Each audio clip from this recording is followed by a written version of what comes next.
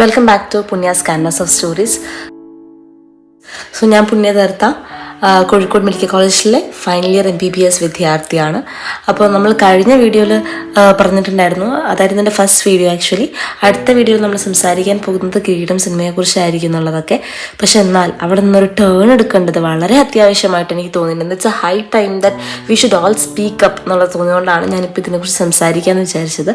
മറ്റൊന്നുമല്ല, നമ്മൾ 2 ദിവസം മുന്നേ കണ്ടിട്ടുണ്ടാകും താമരശ്ശേരി താലൂക്ക് ഹോസ്പിറ്റലിൽ വെച്ചിട്ട് ഒരു ഡോക്ടർക്ക് തലയിൽ വെട്ടേറ്റു എന്നുള്ളത്. അദ്ദേഹത്തിനെതിരെയുള്ള ആരോപണം എന്തായിരുന്നു? ഗുരുതരമായ ചികിത്സാ പിഴവ് അല്ലേ. ആ വെട്ടിയ ആളുടെ മകൾക്ക് ഉണ്ടായിരുന്നത് അമീബിക് മസ്തിഷ്ക ജ്വരമാണ്. അതായത് 95% മുതൽ 98% വരെ മരണസാധ്യതയുള്ള ഒരു അസുഖം. അതായത് വെറും 2% മാത്രമേ ആ കുട്ടി രക്ഷപ്പെടാനുള്ള സാധ്യതയുള്ളൂ. അവിടെയാണ് ഡോക്ടർക്ക് ഗുരുതരമായ ചികിത്സാ പിഴവ് ഉണ്ട് എന്ന് പറഞ്ഞിട്ട് ഒരാൾ ആരോപിക്കുന്നത്. ഞാൻ പഠിക്കുന്നത് കോഴിക്കോട് മെഡിക്കൽ കോളേജിലാണ്. അപ്പോൾ അവിടെ എന്ന് പറഞ്ഞു കഴിഞ്ഞാൽ 100 ഡോക്ടർമാർ വേണ്ട അടുത്ത് 50-60 ഡോക്ടർമാരേ ഉള്ളൂ. അത്ര തന്നെ ഉണ്ടോ എന്നുള്ളത് സംശയമാണ്.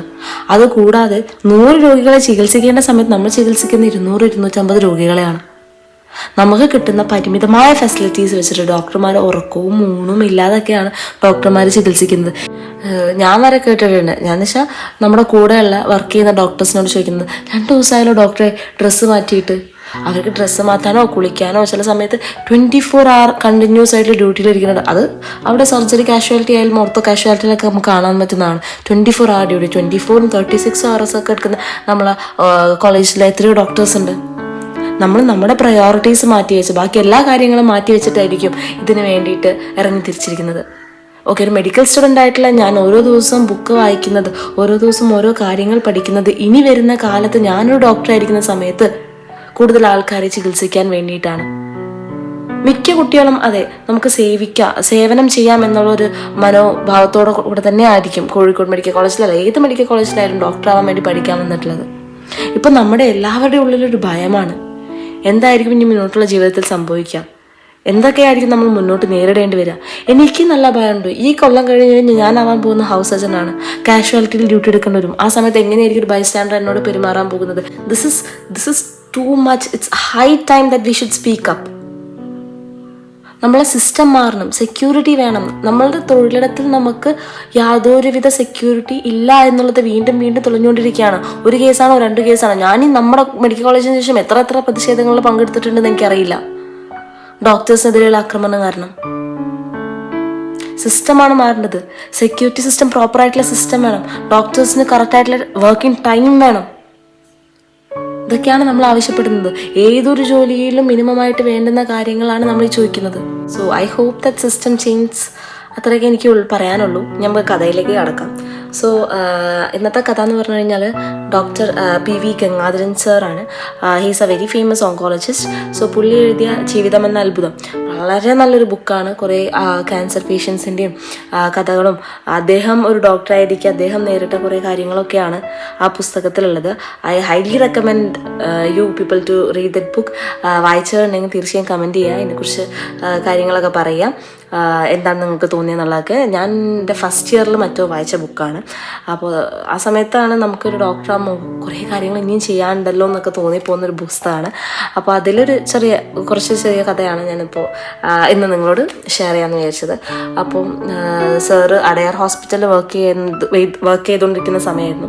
അപ്പോൾ ആ സമയത്ത് സാറിൻ്റെ ഏറ്റവും ബെസ്റ്റ് ഫ്രണ്ട് എന്ന് പറഞ്ഞു കഴിഞ്ഞാൽ ഒരു സ്കൂട്ടറാണ്. പുള്ളി ആ സ്കൂട്ടറിനെ കുറിച്ച് പറഞ്ഞാൽ സ്കൂട്ടറിന് ഫുൾ ടൈം പണിയാണ്. എപ്പോഴും ആ സ്കൂട്ടർ വർക്ക്ഷോപ്പിൽ തന്നെയാണ്. അതിനെപ്പോഴും സ്പെയർ പാർട്സ് എല്ലാം കൂടി ഒരുമിച്ച് കൊണ്ടുവന്നൊരു വണ്ടി എന്നൊക്കെയുള്ള രീതിക്കാണ് പുള്ളി അതിനെക്കുറിച്ച് സംസാരിക്കുന്നത്. അപ്പോൾ പുള്ളിക്കാണെങ്കിൽ രാവിലെ സാറിന് ഹോസ്പിറ്റലിൽ എത്തണമല്ലോ. അപ്പോൾ രാവിലെ സാറിന് ഹോസ്പിറ്റലിൽ മിക്ക ദിവസവും രാവിലെ നോക്കുമ്പോൾ ഈ വണ്ടി വർക്കാവില്ല.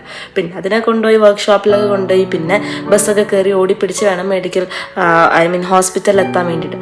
അങ്ങനെ ഇരിക്കെ ഒരു ദിവസം പുള്ളിക്ക് ഡേ ഡ്യൂട്ടിയാണ് കേട്ടോ. അപ്പോൾ ഡേ ഡ്യൂട്ടി ആയപ്പോൾ രാവിലെ അവിടുത്തെ ഹോസ്പിറ്റൽ എന്ന് പറഞ്ഞു കഴിഞ്ഞാൽ കൂടുതലും ക്യാൻസർ പേഷ്യൻസിനെ ചികിത്സിക്കുന്ന ഹോസ്പിറ്റലാണ്. അപ്പോൾ ആ ഹോസ്പിറ്റലിൽ അവർക്ക് ഫുഡൊക്കെ രാവിലെ ഡ്യൂട്ടി ഡോക്ടർ ചെന്നിട്ട് നോക്കണം ഇതിൻ്റെ ക്വാളിറ്റി എങ്ങനെ ഉണ്ടെന്ന്.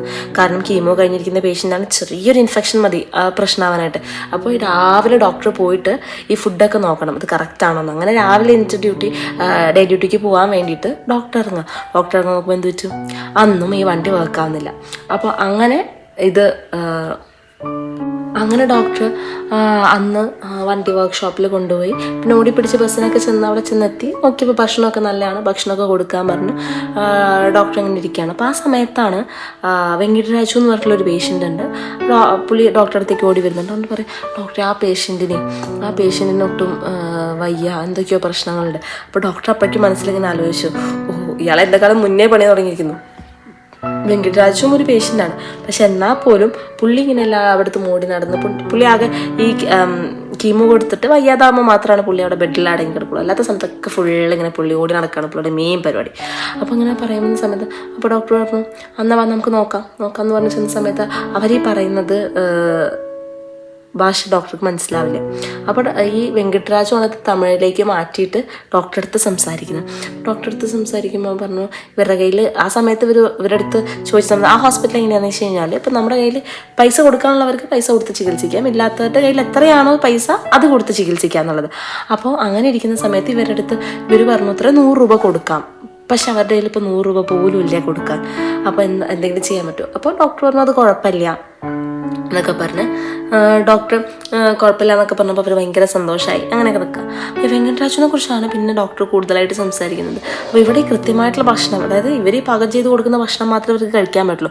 അപ്പോൾ ഈ വെങ്കട്ടരാജുവിനെ കാണാനായിട്ട് എല്ലാ ദിവസവും വൈകുന്നേരം വെങ്കട്ടരാജുവിന് 2 മക്കളും അതുപോലെ തന്നെ ഭാര്യയും വരും. അപ്പോൾ ഭാര്യ ഇങ്ങനെ വരും, വളരെയധികം സംസാരിക്കൊന്നുമില്ല, സാരിത്തുമ്പ് ഇങ്ങനെ മറച്ചു പിടിച്ചിട്ടാണ് വരിക. മക്കൾ 2 പേരും ഇങ്ങനെ ഡോക്ടറെ കാണുമ്പോൾ തന്നെ കൈകൂപ്പും. അച്ഛനെ നോക്കുന്ന ഡോക്ടറാണല്ലോ, അപ്പോൾ ഭയങ്കര സ്നേഹമാണ് ഡോക്ടറെ അടുത്ത്. അപ്പോൾ വെങ്കട്ടരാജു പക്ഷേ ഈ കീമോ കൊടുത്ത ആൾ ഡൗൺ ആവുന്ന സമയത്ത് മക്കൾക്കും വിഷമം, അതുപോലെ തന്നെ ഭാര്യയ്ക്കും ഭയങ്കര വിഷമമായിട്ടൊരു ആളില്ലാത്ത പോലത്തെ അവസ്ഥയാണ്. പക്ഷെ ആൾ ഉഷാറാണെങ്കിലും ഭയങ്കര ഉഷാറാണ്. അപ്പോൾ ആളവിടെ ഇല്ല. ഇനിയിപ്പോൾ കീമോൻ്റെ ഇടയ്ക്ക് ഗ്യാപ്പ് കിട്ടുന്ന സമയത്ത് ആളവിടെ ഇല്ലെങ്കിൽ അതും ഒരു വലിയ സുഖമൊന്നുമില്ല. പുള്ളി അവിടെ വേണം, എന്നാലാണ് കാര്യങ്ങളൊക്കെ ഓടി നടന്നൊക്കെ ചെയ്യാൻ പറ്റാം. അങ്ങനെയൊക്കെ ഇരിക്കെ അപ്പോൾ ആ സമയത്ത് ഡോക്ടർ ഇങ്ങനെ ആലോചിക്കുക, ആദ്യമായിട്ട് ഡോക്ടർ ഈ ഹോസ്പിറ്റലിൽ വന്ന സമയത്ത് ഈ ഡോക്ടർക്ക് കൊടുത്ത മുറിയും അതുപോലെ തന്നെ മുറി എന്ന് പറഞ്ഞ സമയത്ത് ആദ്യം അവർ ഇതിനെ ഭാർഗവി നിലയം എന്ന് എല്ലാവരും വിളിക്കുക. അപ്പോൾ ഡോക്ടർ എന്താണ് ഇപ്പോൾ ഭാർഗവി നിലയം? അപ്പോൾ അതിൻ്റെ കണ്ടീഷൻ അങ്ങനെയാണ്. അപ്പോൾ ഡോക്ടർ ചെന്ന് ആദ്യമായിട്ട് കാണുമ്പോഴേ ഡോക്ടർക്ക് മനസ്സിലായി, ഇത് വെറുതെ അല്ല ഭാർഗവി നിലയം എന്ന് വിളിക്കുന്നത്. എന്നിട്ട് ഉള്ളി കയറി ചെന്ന സമയത്താണ് പിന്നെയും ഡോക്ടർ ഞെട്ടിക്കുന്നത്. ഓഹോ, അപ്പോൾ 3 കിടക്ക, 7 ആൾക്കാണ് താമസിക്കുന്നത്, ആകെ 3 കിടക്കയുള്ളൂ. അവർ താരണത് ഉണ്ടാക്കിയതെന്നാലും ആ 3 കിടക്കയോ 7 ആൾക്ക് എന്നൊക്കെ അദ്ദേഹം ആലോചിച്ചു. എന്നിട്ട് പിന്നെ അദ്ദേഹം പോയി, എന്തെങ്കിലും ആവട്ടെ എന്ന് ചോദിച്ച് പുള്ളി ഡ്യൂട്ടിക്ക് പോയി. പിന്നെയാണ് അദ്ദേഹത്തിന് ആ സത്യം മനസ്സിലാവുന്നത്. ഈ 3 ബെഡ് തന്നെ അവിടെ ആവശ്യത്തെ കൂടുതലാണ്. കാരണം പലർക്കും പല സമയത്താണ് ഡ്യൂട്ടി ടൈമിങ്. അപ്പോൾ അതൊക്കെ കഴിഞ്ഞ് അവർ എപ്പോഴെങ്കിലുമൊക്കെ വരുന്ന സമയത്ത് അങ്ങനെ 7 ആളും തമ്മിൽ കാണലൊക്കെ ഭയങ്കര അപൂർവമാണ് അത്ര. അതാണ്. അപ്പോൾ അവർക്ക് ആ സമയത്ത് നമുക്ക് ഹോസ്പിറ്റലാണ് വലുത്, നമ്മൾ പ്രയോറിറ്റി ഹോസ്പിറ്റലാണ്. അപ്പോൾ അവർക്ക് ഉറക്കവും ഊണും ഡ്രസ്സുമാരിലൊക്കെ വളരെ ചെറിയ പ്രയോറിറ്റി ഉള്ളതുണ്ടായതുകൊണ്ട് തന്നെ അവരങ്ങനെ റൂമിൽ പോകലൊക്കെ കുറവാണ്. അപ്പോൾ അങ്ങനെ എനിക്ക് ഡോക്ടർ ഒരു ദിവസം അമ്പലത്തിൽ പോവാണ്. വൈകുന്നേരം ഒരു സന്ധ്യയായ സമയത്ത് അമ്പലത്തിൽ പോകുന്ന സമയത്തുണ്ട് അവിടെ വെങ്കിട്ടരാജു. ഈ ഹോസ്പിറ്റൽ എങ്ങനെയാണെന്ന് വെച്ച് കഴിഞ്ഞാൽ ഈ പേഷ്യൻസിന് ഈ 4 മണിയാകുന്ന സമയത്ത് വിസിറ്റിംഗ് ടൈം ഉണ്ട്. അപ്പം അവർ വരുന്ന സമയത്ത് നമുക്ക് പുറത്ത് വാർഡിൻ്റെ ഉള്ളിൽ തന്നെ കിടക്കേണ്ട ആവശ്യമൊന്നുമില്ല. നമുക്ക് കൗണ്ട് കുറവാണെങ്കിൽ മാത്രമാണ് വാർഡിൻ്റെ ഉള്ളിൽ കിടക്കേണ്ട ആവശ്യമുള്ളൂ, അല്ലെങ്കിൽ നമുക്ക് പുറത്തേക്കൊക്കെ പോവാം. അതൊന്നും പ്രശ്നമുള്ള കാര്യമല്ല. അപ്പോൾ നോക്കുന്ന വെങ്കട്ടരാജു ഈ ഹോസ്പിറ്റലിൻ്റെ പുറത്താട്ടോ, ഈ അമ്പലത്തിലാണല്ലോ, അമ്പലത്തിലിരുന്ന് അവിടെ നിന്ന് ചോറിനാണ്. അത്രയും വൃത്തിയുള്ള ഭക്ഷണം മാത്രം, അത്രയും ക്വാളിറ്റി ഒക്കെ ചെക്ക് ചെയ്തിട്ടാണ് ഭക്ഷണം കൊടുക്കുന്നത്.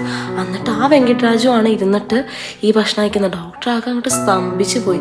അപ്പോൾ വെങ്കട്ടരാജു പെട്ടെന്ന് കണ്ടപ്പോൾ ഒന്നും പറയാൻ പറ്റാത്ത അവസ്ഥയായി പോയി. ഒന്നും പറയാൻ പറ്റുന്നില്ല ആൾക്ക്, എന്താ പറയാം എന്നുള്ളൊരു സിറ്റുവേഷനിൽ ഇങ്ങനെ നിൽക്കുക. അപ്പോൾ വെങ്കട്ടരാജുവിൻ്റെ കണ്ണിന്നൊക്കെ വെള്ളം വരുന്നുണ്ട്. അപ്പോൾ അങ്ങനെ ഡോക്ടറെ അടുത്ത് ചെന്നിട്ട് പറയാണ്, ഞാൻ എൻ്റെ ഭാര്യയും മക്കളൊക്കെ ഭിക്ഷ എടുത്തിട്ടാണ് ഡോക്ടറെ എന്നെ ഇപ്പോൾ ഹോസ്പിറ്റലിൽ ഇവർക്ക് അങ്ങോട്ടും ഇങ്ങോട്ടും പോകാനുള്ള ചിലവും ദിവസേനുള്ള അങ്ങോട്ടും ഇങ്ങോട്ടും പോകാനുള്ള ചിലവും ദിവസേനയുള്ള ചിലവൊക്കെ കഴിക്കുന്നത്. അപ്പോൾ എനിക്കാണെങ്കിൽ അവിടുത്തെ ഭക്ഷണം കഴിക്കുന്നതുകൊണ്ടല്ല പ്രശ്നം, എനിക്ക് എൻ്റെ മക്കളുടെ കൂടെ ഒരിക്കലും ഭക്ഷണം കഴിക്കാൻ പറ്റുന്നില്ലല്ലോ. ഈ സമയത്ത് മാത്രമാണ് ഇവർ കഷ്ടപ്പെട്ട് ഭിക്ഷയെടുത്ത് ഉണ്ടാക്കിയ പൈസ കൊണ്ട് കിട്ടുന്ന ചോറ് ഞങ്ങൾക്ക് 4 ആൾക്കും കൂടി ഇരുന്ന് കഴിക്കുമ്പോൾ കിട്ടുന്ന ഒരു സമാധാനമുണ്ട്. എനിക്ക് എത്ര കാലം അവരുടെ കൂടെ ഇനി കഴിക്കാൻ പറ്റുമെന്ന് അറിയില്ലല്ലോ എന്നുള്ളത്. ഡോക്ടർ ഇതൊക്കെ കേട്ട് ആകെ അങ്ങനെ നിൽക്കുക, എന്താ ഇപ്പോൾ പറയണ്ടേന്ന് അറിയാതെ. അപ്പോൾ ഡോക്ടർക്ക് അറിയാം എന്താ ആൾക്ക് ക്യാൻസർ ആണെന്ന് ഇത്ര കാലം കൂടെ ഉണ്ടാവും അറിയില്ല. അപ്പോൾ ഡോക്ടർ മക്കളെ വിഷമിപ്പിക്കേണ്ട, താങ്കളത് ഭക്ഷണം കംപ്ലീറ്റ് ആക്കിക്കോളൂ എന്ന് പറയുമ്പോൾ വെങ്കട്ടരാജു എന്താ സംഭവിച്ചേ എന്നറിയാതെ അവിടെ നിൽക്കുക. അങ്ങനെ സൂര്യൻ അസ്തമിക്കുന്നു. അതാണ് കഥ. അപ്പോൾ ഇതാണ് കഥ. പുസ്തകത്തിൽ ഒരുപാട് കഥകളുണ്ട്. പറ്റുന്ന ആൾക്കാരൊക്കെ അത് എന്തായാലും വായിക്കുക. അപ്പോൾ ഈ ഇന്നത്തെ സ്റ്റോറി ഇതാണ്. ഇനി വീണ്ടും അടുത്ത സ്റ്റോറിയുമായിട്ട് ഞാൻ വരുന്നതായിരിക്കും. എന്താണ് സ്റ്റോറി എന്ന് ഞാൻ പറയുന്നില്ല. ആ സമയത്ത് ഏത് സ്റ്റോറിയാണ് നമുക്ക് മനസ്സിൽ വരുന്നത് അത് പറയാം. സോ ദിസ് ഇസ് പുണ്യതർത്ത. Thank U.